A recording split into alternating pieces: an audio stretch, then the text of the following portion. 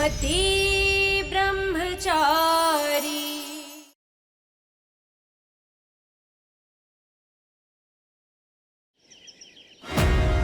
बोल, सरजू करेगा मेरे लिए ये आखिरी काम? वादा करता हूँ बाबूजी कि आपका ये आखिरी काम मैं जरूर करूंगा।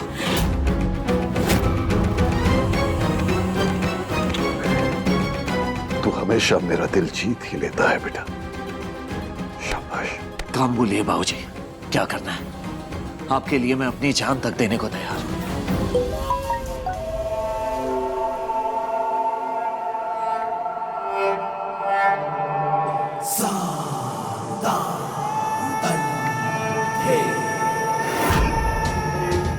कावेरी मैडम हमारे हाथ लग गई है, काम हो गया।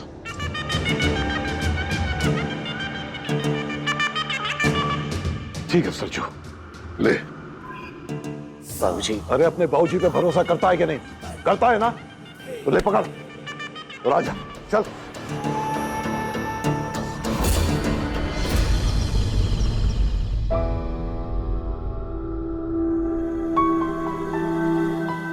हे भगवान, इतने बुरे दिन आ गए क्या मेरे? जिसने मेरा प्यार, मेरे सपने मुझसे छीने, उसके लिए मैं पकवान की तैयारियां कर रही हूँ। माँ, नाश्ते के लिए गर्मा गर्म समोसे हो गए। बहुत बढ़िया।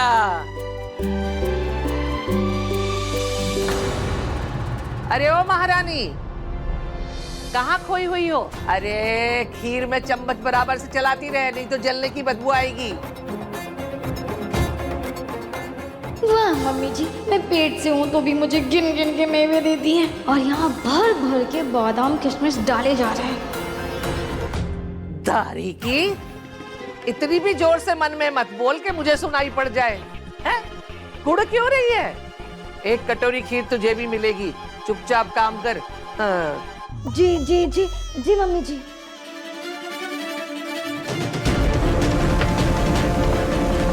वो माँ ही थी, मेरी आंखें बार बार धोखा नहीं खा सकती।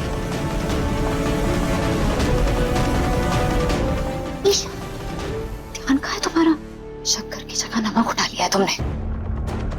अभी सब गड़बड़ हो जाती और माँ से गालियां पड़ती। फॉलो। सॉरी सॉरी अदिति दीदी, तुम जाओ बाहर का काम देखो, मैं ये संभालती हूँ।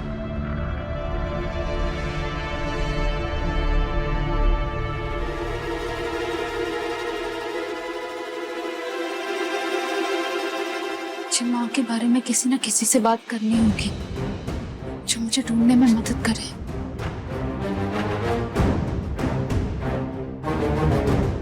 पापा जी तो अभी तक ट्यूशन से लौटे ही नहीं है। सूरज भी गुलाब हवेली से नहीं आया है। क्या करूं? सूरज को कॉल करके देखती हूँ।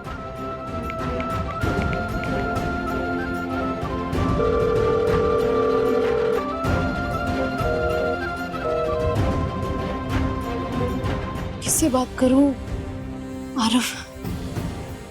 आरफ से बात करती हूँ।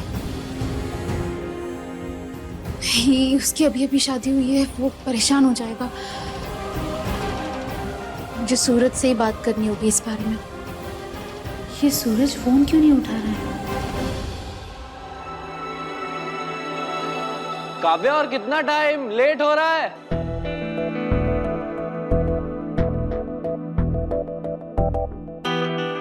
अब सब वेट कर रहे होंगे, चलो। आरव जी, हम पग फेरे की रस्म के लिए नहीं जा रहे हैं। लेकिन क्यों? तुम रेडी हो, मैं रेडी हूँ, फिर क्यों नहीं जा रहे? नहीं, मैंने कहा ना, मेरा मन नहीं है, हम फिर कभी चलेंगे। काव्या, सब ठीक है ना? कुछ तो बात है जो तुम्हें परेशान कर रही है। I can feel it. नहीं आरव जी, ऐसा कुछ नहीं है, मैंने कहा ना। फाइन, मत जाओ, लेकिन अपने घर वालों को तुम ही बताओगी कि हम वहाँ क्यों नहीं आए।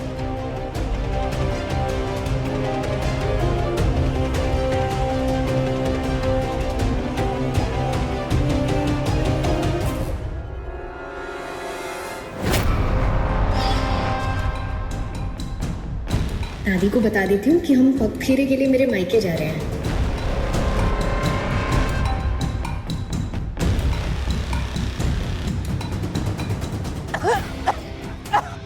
दादी, दादी, दादी क्या हुआ? हे भगवान, हाय रे बुढ़ापा। दादी, मुझे बताइए आपको क्या हुआ? कुछ नहीं, वो आप झूठ कह रही हैं। बिल्कुल भी ठीक नहीं लग रही हैं आप। बहुत तकलीफ में हूँ मैं, पर मेरे कारण तेरी रस्में रुके ये ठीक नहीं है। किसी की सेहत से बड़ी कोई रस्म नहीं होती। फिलहाल मेरा आपके पास रुकना ज्यादा जरूरी है, जाना नहीं। पर बहू, आरव को पता चलेगा कि मेरे कारण तू पगफेरे की रस्म के लिए नहीं गई है तो वो मुझ पर चिल्लाएगा। नहीं दादी, मैं प्रॉमिस करती हूँ, मैं आरव जी से कुछ नहीं कहूँगी। शादी तो तुम दोनों ने अपनी मर्जी से कर ली, लेकिन इस शादी में खुशियां होंगी या नहीं ये मैं तय करूंगी।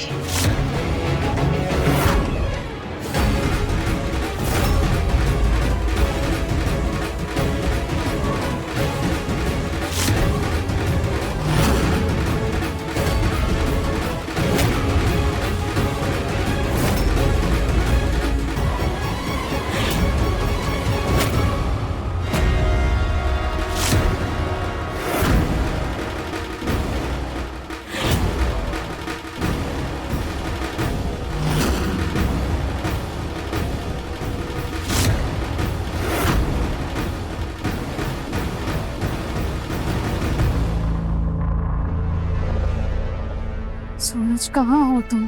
फोन क्यों नहीं उठा रहे हो? मुझे माँ के बारे में जरूरी बात करनी है। हाँ बाबूजी, आपने इन्हें यहाँ इस तरह। कुछ लोग दया और सहानुभूति के लायक नहीं होते सरजू। ये औरत मेरे बिजनेस पार्टनर की बीवी है, बेहद शातिर और चालाक। वो ईशा के लिए जो मैंने करोड़ों का लैंड खरीदा था ना, इसने धोखे से उसे हड़प लिया। मेरी बेटी का हक मारा है इसने। इसे इसके कर्मों की सजा मिलनी ही चाहिए।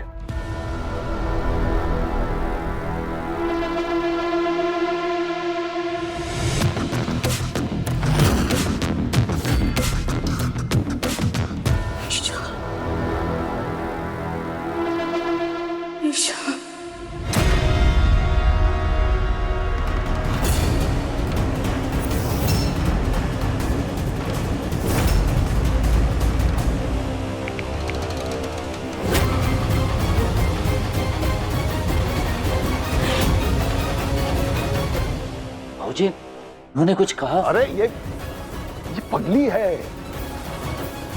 पगली की बड़बड़ाहट पर ध्यान नहीं दिया जाता। इसने गुलाब सिंह को मात देने की कोशिश की है, तो गुलाब सिंह इससे वो सब वापस लेगा जो इसने छीना है। लेकिन सबसे पहले इसे ठीक करना होगा ताकि ये होश में आए और कागज साइन करे। उसके बाद इसके साथ क्या करना है वो मैं तुम्हें बताऊंगा।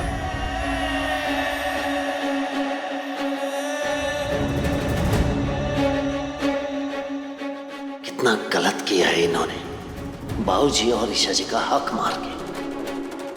फिर भी बाबूजी अपने गुस्से को पी कर पहले इनका इलाज कराने की सोच रहे हैं। ये औरत बहुत ही बुरी हालत में है।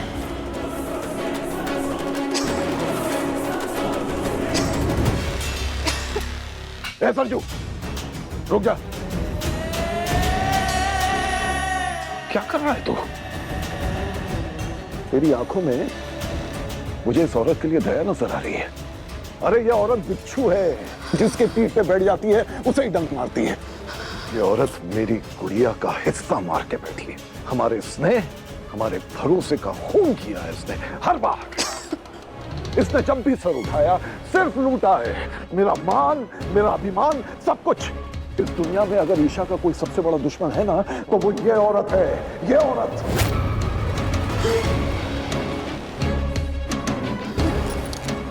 सरजू बेटा, मेरा ये आखिरी काम तो सिर्फ मेरे लिए नहीं बल्कि ईशा की भलाई के लिए भी कर रहा है। ये बात याद रखना, समझा? जी बाबूजी, जैसा आप चाहेंगे बिल्कुल वैसा ही होगा। लेकिन हाँ सरजू, इस बारे में ईशा को कभी पता ना लगे, क्योंकि ईशा दिल की बहुत अच्छी है। ये उसकी ताकत भी है और उसकी कमजोरी भी। वो शायद इसे माफ कर दे, लेकिन एक बाप इस औरत को कभी माफ नहीं कर सकता। और इस औरत का यहां होना तेरे और मेरे बीच का राज होगा आज से, समझ गया?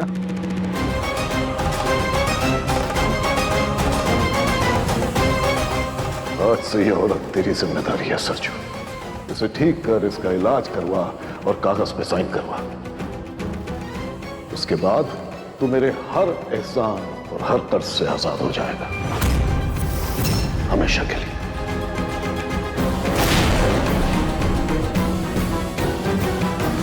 वादा करता हूं बाबूजी, इस बार भी आपको हारने नहीं दूंगा। तो वैसे भी आपने मुझे एक नेक काम ही सौंपा है, एक ठग से पैसा वसूलने का। वादा करता हूं बाबूजी, इस औरत ने आपके साथ जो नाइंसाफी की है उसका पाई पाई का हिसाब मैं इस औरत से वसूल करके ही रहूंगा।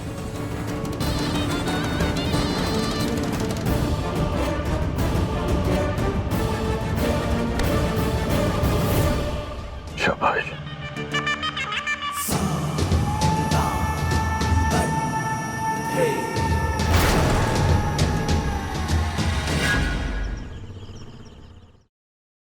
ईशा जी, ईशा जी, क्या बात है सूरज?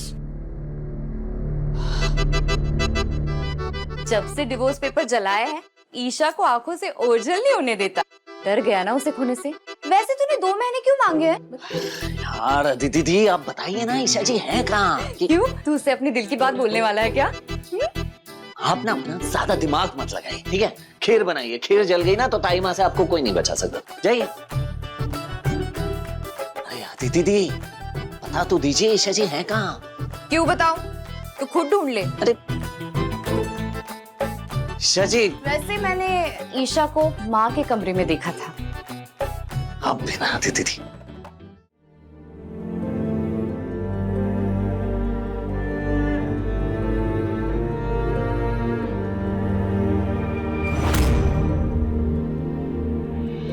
ईशा जी, बाबूजी से बात कर ली है मैंने। बस उनका आखिरी काम करके मैं आजाद हूं, फिर मैं वो बनूंगा जैसा आप चाहते।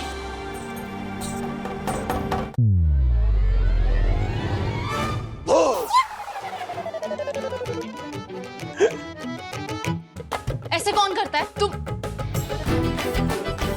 तुम्हारे में ना बिल्कुल भी अकल नहीं है। अभी बताती हूँ। क्या ईशा जी?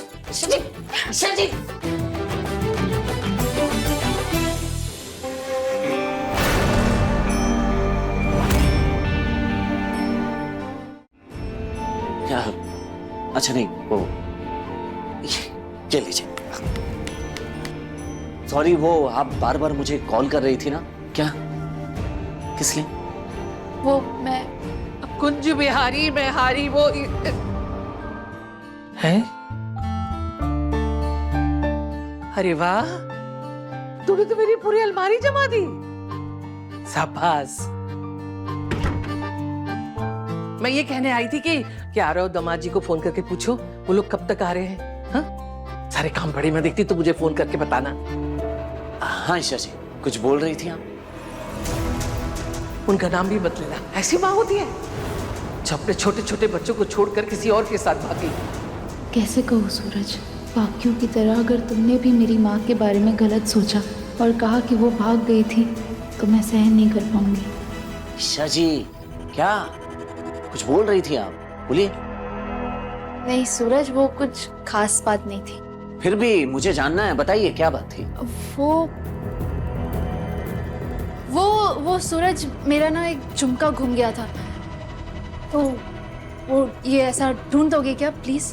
क्या आप मुझे बार बार कॉल इसलिए कर रही थी कि मैं झुमका ढूंढ दूं? हाँ सूरज, मुझे ये झुमका बहुत पसंद है, तो ढूंढ दो ना इसका दूसरा पैर। दीजिए, ढूंढ दूंगा मैं। और ईशा जी, ये मुझे ऐसा क्यों लग रहा है कि ये झुमका नहीं बल्कि कोई और बात आपको अंदर ही अंदर परेशान किए जा रही है।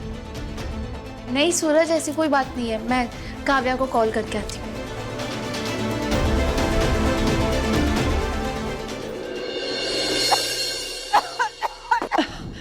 अरे दादी, आप यहाँ क्यों आई? आपकी तो तबीयत भी ठीक नहीं है, मुझको बुला दिया होता, मैं आ जाती। आज तो घर पर है तो मैंने सोचा कि क्यों ना तेरी पहली रसोई की रस्म कर ली जाए, इसलिए तुझे सबकी पसंद का कम से कम एक एक पकवान तो बनाना होगा। देखना कोई गड़बड़ मत करना वरना आप शकुन होगा। वो मैं मदद कर देती, पर क्या करूं, पूरे बदन में कमजोरी वाला दर्द हो रहा है और ये तेरी पहली रसोई है, इसलिए घर के नौकर चाकर भी इसमें हाथ नहीं बटा सकते, इसलिए ये सब तुझे अकेले ही करना होगा। बस एक ही दिन की बात है। दादी आज मैं तुझे दिन भर किसी ना किसी काम में ऐसा फंसाऊंगी कि तू कुछ और सोच भी नहीं पाएगी।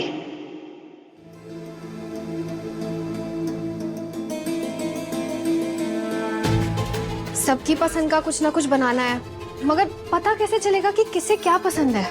कहाँ से शुरू करूं, क्या बनाऊं?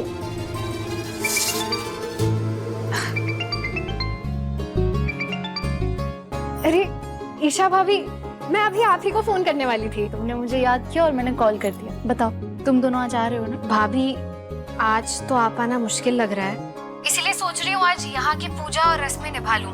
और दादी की तबीयत भी थोड़ी ठीक नहीं है। क्या हुआ दादी को? ज्यादा सीरियस तो नहीं कुछ बात? नहीं नहीं भाभी, उन्हें बस थोड़े आराम और देखभाल की जरूरत है, वो ठीक हो जाएंगी। अच्छा भाभी, मुझे आपसे कुछ पूछना था। हाँ पूछो। आज यहाँ मेरी पहली रसोई की रस्म है, तो मुझे जानना था कि यहाँ किसे क्या पसंद है खाने में। क्या बात है काव्या, तुम तो एक ही दिन में गुणवान भाभी बन गई। अरे भाभी बताइए ना। तो आरव को व्हाइट ग्रेवी पास्ता पसंद है। एक मिनट। अनुराग भैया को देसी खाना पसंद है, दादी को मीठा पसंद है, खुशबू भाभी को मिक्स वेज सूप और पापा को पनीर पराठा। थैंक यू भाभी। वैसे काव्या, तुम जो भी बनाओगी सबके लिए बेस्ट ही होगा, मैं जानती हूँ, पर एक बात का ध्यान रखना, सबकी पसंद का ख्याल रखने में तुम खुद की पसंद मत भूल जाना।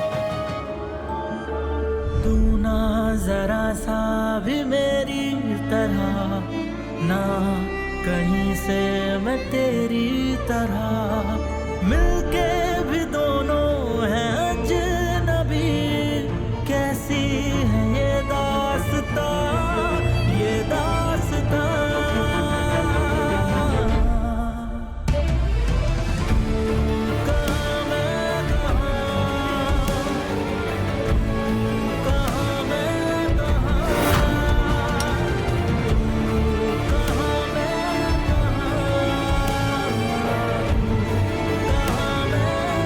हाय काव्या।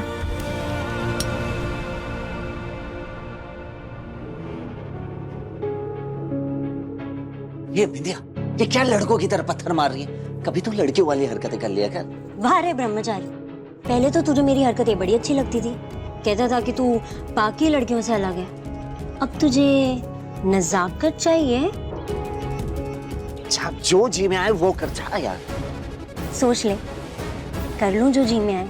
ये बकवास छोड़कर। अच्छा ठीक है ना, पहले तो तू मेरे साथ चल।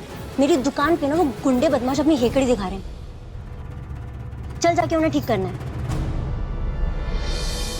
सूरज, क्या चिल्ला रही है? क्यों कान फाड़ रही है? क्या हुआ? अरे अभी तो कहा मैंने कि मेरी दुकान पे गुंडे बदमाश आके धमकियां देके गए हैं, तो चल ना मेरे साथ।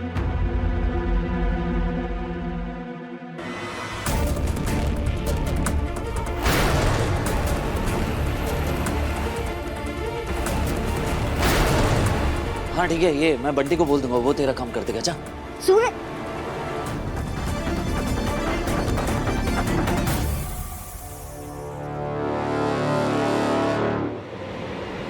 आज से पहले तो ऐसा कभी नहीं हुआ कि बिंदिया ने कुछ कहा हो और सूरज ने ना किया।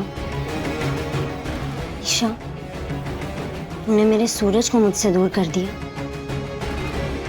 पर तू बिंदिया को नहीं जानती। बिंदिया जब कुछ छीनने पर आती है ना, तो वो हर चीज अपनी बना लेती है।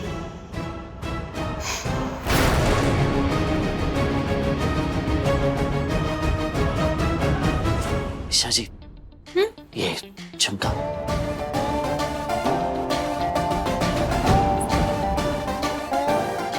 थैंक यू सूरज। ईशा जी, हाँ जी, वो आपको क्या पसंद है? वो हाँ, मेरा मतलब खाने में। क्या बात है पति ब्रह्मचारी जी, तुम मुझसे पूछ रहे हो कि मुझे क्या पसंद है? अच्छा चलो, पूछ रहे हो तो बता ही देती हूँ।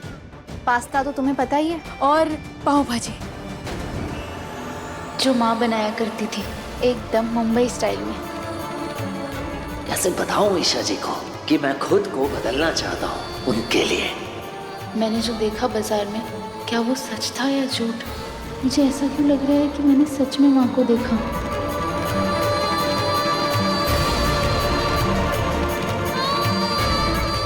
आओ बाजी।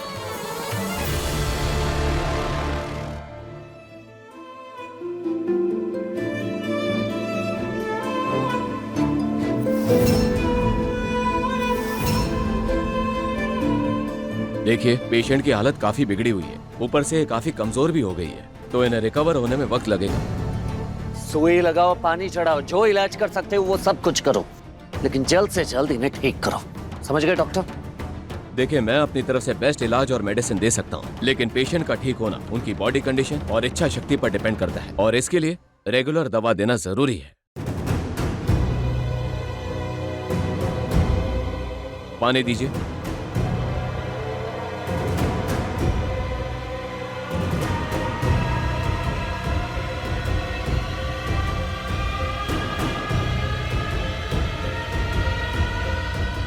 लाइए, दीजिए दीजिए।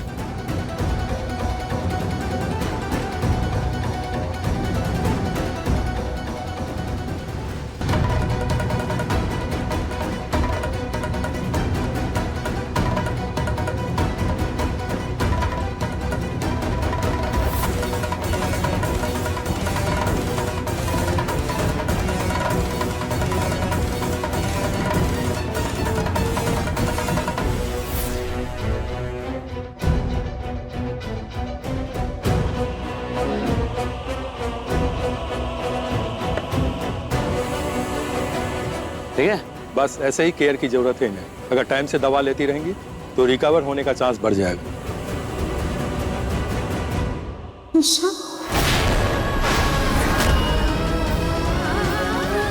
ईशा, ईशा, ईशा मेरी बेटी।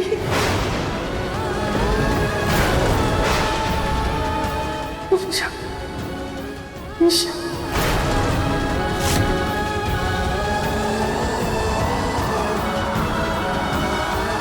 माँ, माँ,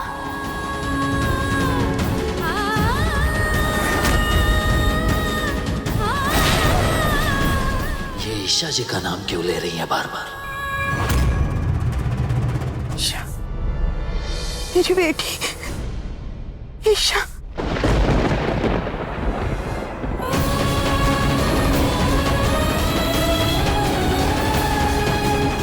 ईशा,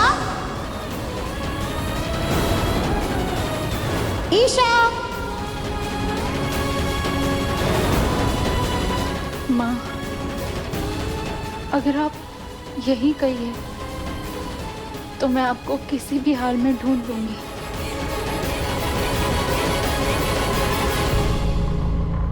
ईशा मेरी बेटी। ईशा, देख रहे हो, बेहोशी में भी ईशा जी का नाम ले रही है। कट्टर दुश्मन है ईशा जी की। ओ आंटी जी, ये जो कुछ भी गलत किया है ना आपने, उसी की सजा भुगत रही है। वो क्या है ना, भगवान सबके कर्मों का हिसाब करता है।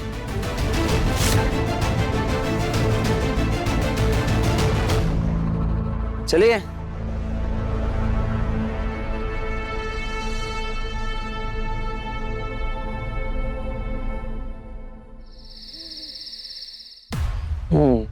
हेलो जी, आजकल आप मेरे प्यार में कुछ ज्यादा ही चीजें नहीं भूलने लगी? अब क्या भूल गई मैं? सबकी पसंद का तो खाना बना दिया, पर क्या? सबका छोड़ो, हमने कुछ डिसाइड किया था। मूवी जाने का प्लान किया था ना हमने। हाँ? तो जाओ और जल्दी से रेडी होकर आओ। फिर मूवी के बाद हम दोनों डिनर पर जाएंगे, जहाँ सिर्फ हम दोनों होंगे। तुम मेरे साथ डेट पे चलोगी ना, मिसेस काव्या आरव सिंह? बस थोड़ा सा काम बचा हुआ है, मैं फटाफट करके आती हूँ। ठीक है? ठीक है, मैं वेट कर रहा हूँ। काव्या, जल्दी करो।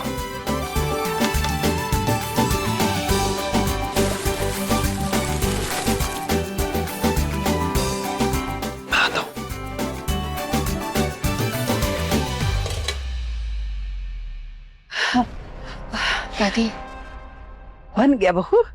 हाँ। काव्या बहू, मेरे लिए तो ना तू हलवा बना दे और धीमी धीमी आंच पे भूनना, सौंधी सौंधी खुशबू आएगी उसमें, ठीक है ना?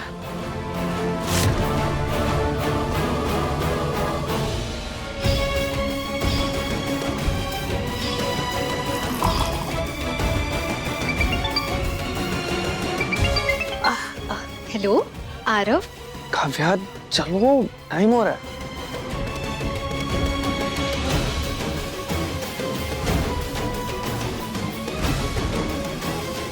बहू,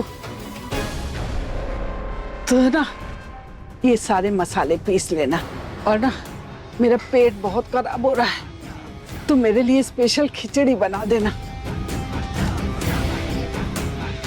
अरे बहू। जी दादी। मेरा सर दर्द से फटा जा रहा है, जरा दवाई तो देना। अभी लाई। बहुत सर दर्द हो रहा है। ये लीजिए।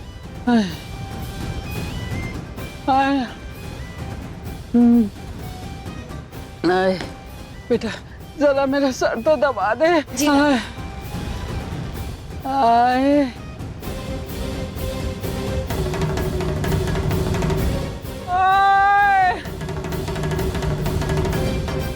आरव जी।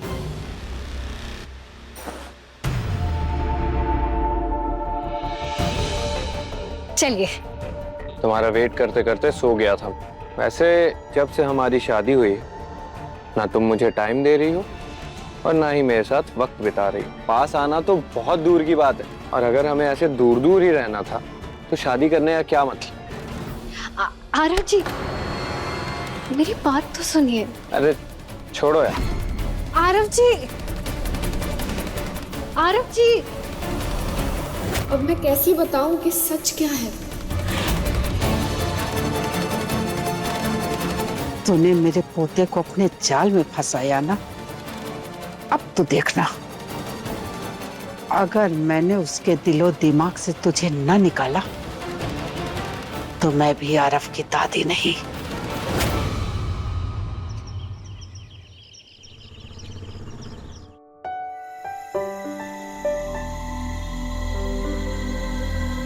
दारी की पेट से है तो क्या मतलब, हल्के फुल्के काम चोरी वाले काम करेगी।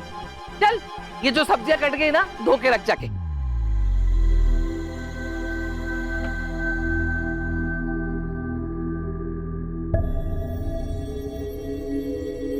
ताई माँ, आज इतनी सारी अलग अलग सब्जियां बनेगी?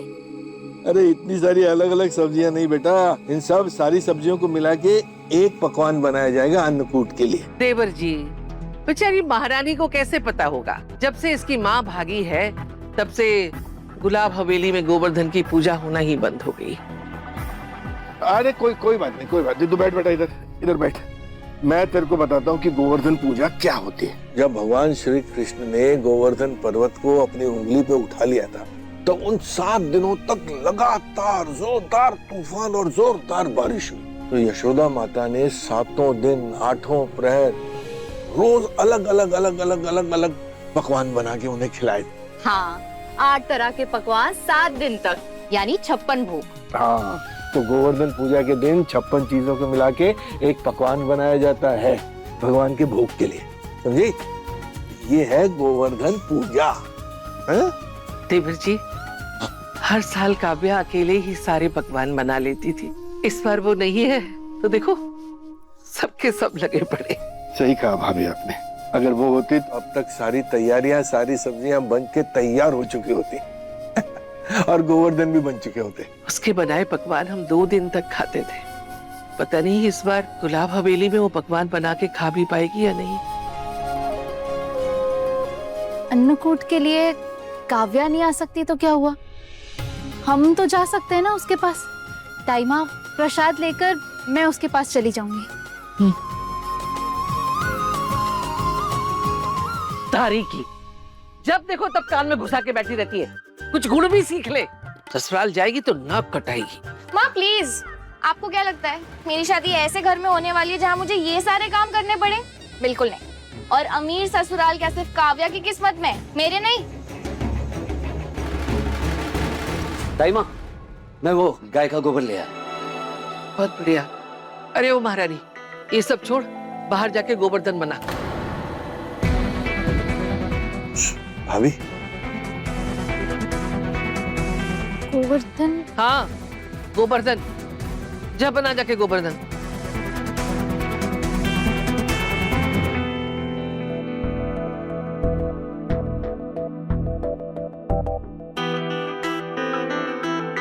तू यहीं खड़ी है, गई नहीं अभी गोवर्धन बनाने?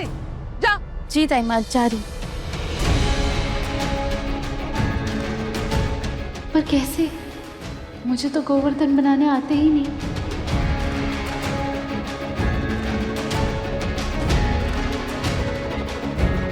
शक्ल पे दिख रहा है इनके, ना इन्हें गोवर्धन बनाना आता है, ना इनसे गोबर की महक बर्दाश्त होगी। हाथ लगाना तो दूर की बात है। ओह गॉड!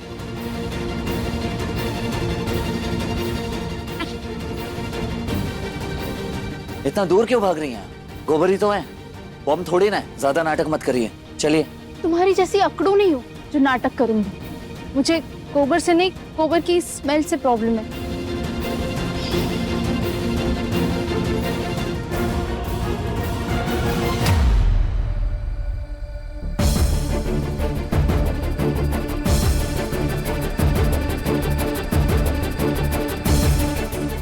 कान्हा जी, आपने तो गोवर्धन पर्वत उठा लिया था, पर मैं बनाऊं कैसे? मुझे तो गोबर की महक से बहुत प्रॉब्लम होती है।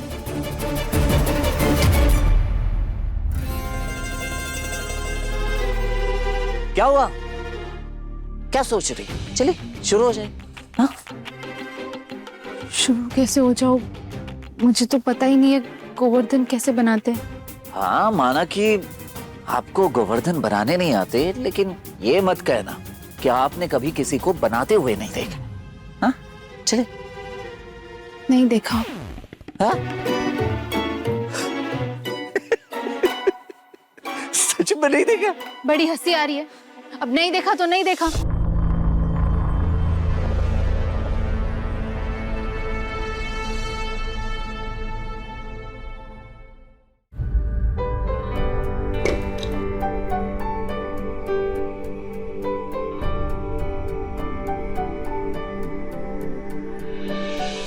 वैसे गोबर देख के तो आपके पसीने छूट गए। डरिए मत, ये जो काम होता है ना, ये पतियों का ही होता है। पत्नियां सिर्फ गोवर्धन सजाती है अच्छे से। हा? अच्छा, ठीक है।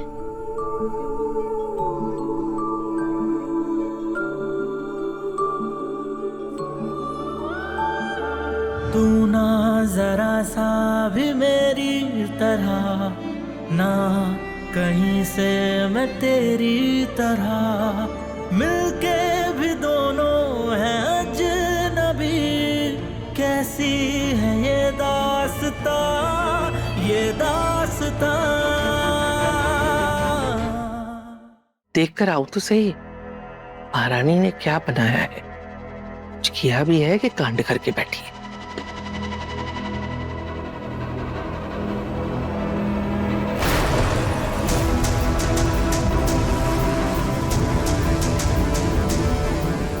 ताईमा इधर ही आ रही है।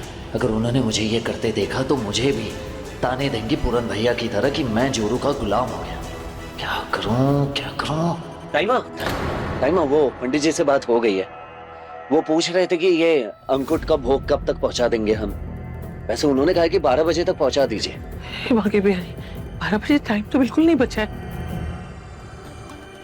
मोनिका, रिया, दीदी, वो अपने अपने काम निपटाओ जल्दी जल्दी। अरे सूरज, तू भी हाथ बटा ना। वैसे तेरे हाथों पे कुछ लगा हुआ है क्या? कुछ है क्या? कुछ छुपा रहा है तू? दिखा तो। क्या है? दिखा दिखा तेरे हाथ में क्या है? क्या क्या छुपा रखा है? दिखा दिखा ना, खाना हाथ। मामा छोड़ो, तू जा, तू अपना काम कर, हम ये संभाल लेंगे। अरे कैसे संभाल लेंगे? इतना सारा काम पड़ा है, कैसे निपटाएंगे? सब तैयारी कैसे होगी? अरे होगा भाभी, सब हो जाएगा। आप चिंता मत करिए। अन्नकूट का प्रसाद भोग 12 बजे से पहले मंदिर में पहुंच जाएगा, हमेशा की तरह।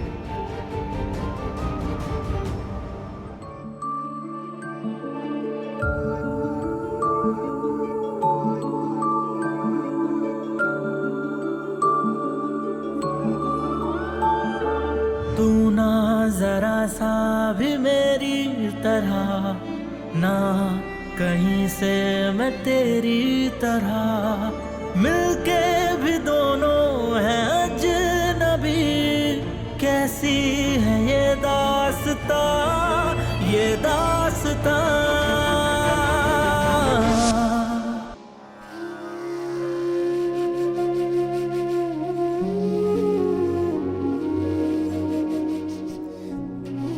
बस आरती की थाल लेकर आती हूँ।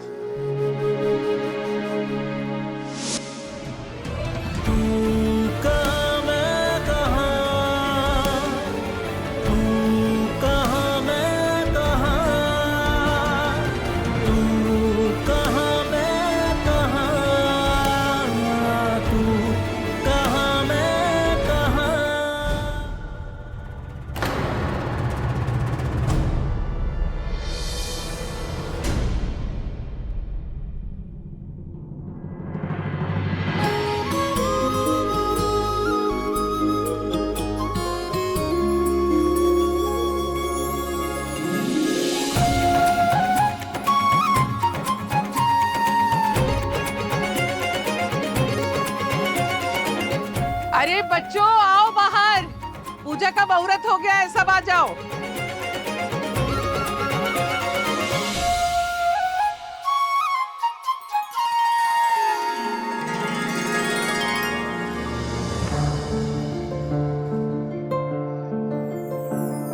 गजब है कहानी, गजब है फसाना, है रिश्ता ये कैसा किसी ने न जाना। अलग है मिजाज एक दूजे से बिल्कुल। मैंने कुछ नहीं किया, ये देखिए किल में अटका था, बस निकल रहा था और कुछ।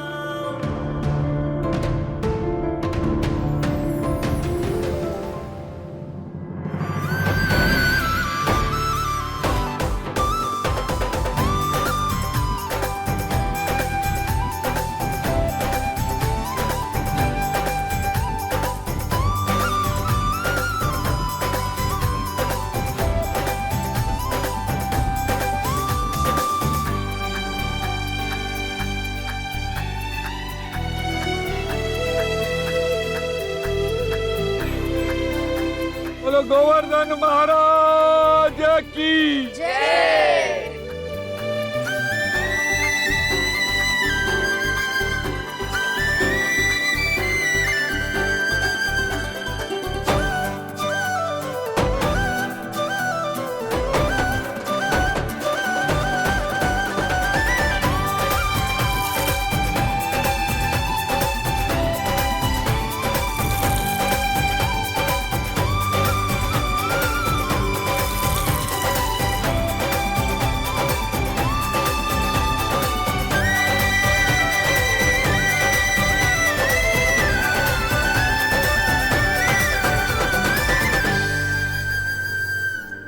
कान्हा जी प्लीज मुझे मेरी माँ से मिलवा दो। भगवान जी उस औरत को जल्दी से अच्छा कर दीजिए ताकि मैं अपनी नई जिंदगी शुरू कर सकूं।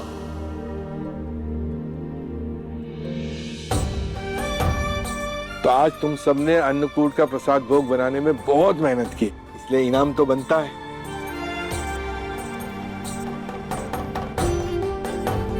ये ले बेटा आदिति, ये तेरा इनाम, ये मोनिका, ये तेरा, रिया, ये तेरा, और ये काव्या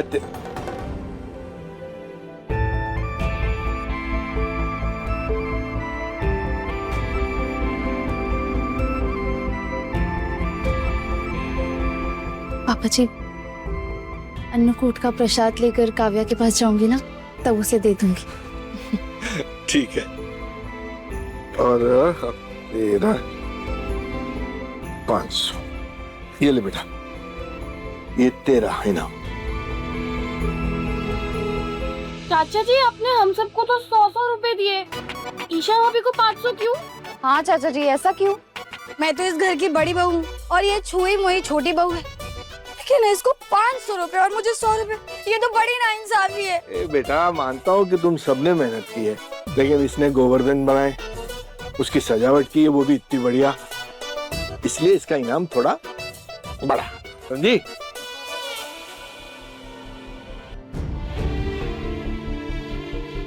आई नो पापा जी, आप सूरज को डायरेक्ट पैसे नहीं देंगे, इसलिए मेरे जरिए देना चाहते हैं। मैं सबके लिए चाय बना के लाती हूँ। क्या जाओ जल्दी बनाओ। ये लो सूरज, मेरी तरफ से तुमने बहुत अच्छे गोवर्धन बनाए।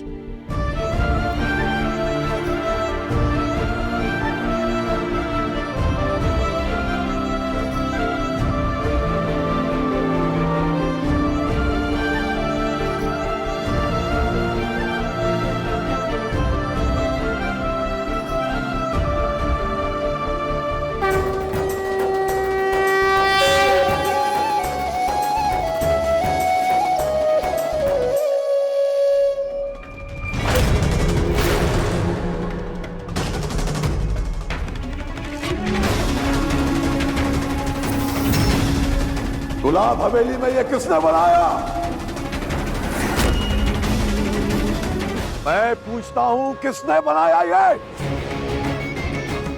जवाब दो।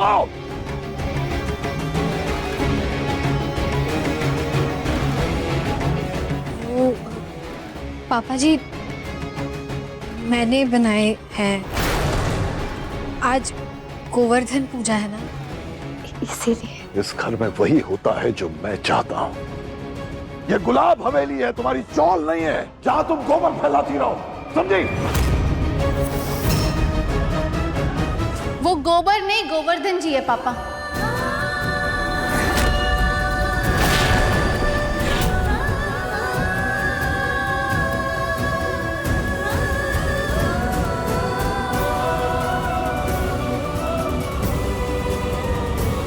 अपनी जरा सी सोच बदल कर देखिए पापा, आपको भी इनमें भगवान नजर आएंगे पापा। मैं बहुत छोटी थी, पर मुझे याद है माँ कैसे गोवर्धन बनाया करती थी। हम सब साथ मिलके पूजा किया करते थे। मुझे खुशी है माँ के बाद कोई तो है जो उनके संस्कार वापस ले आया।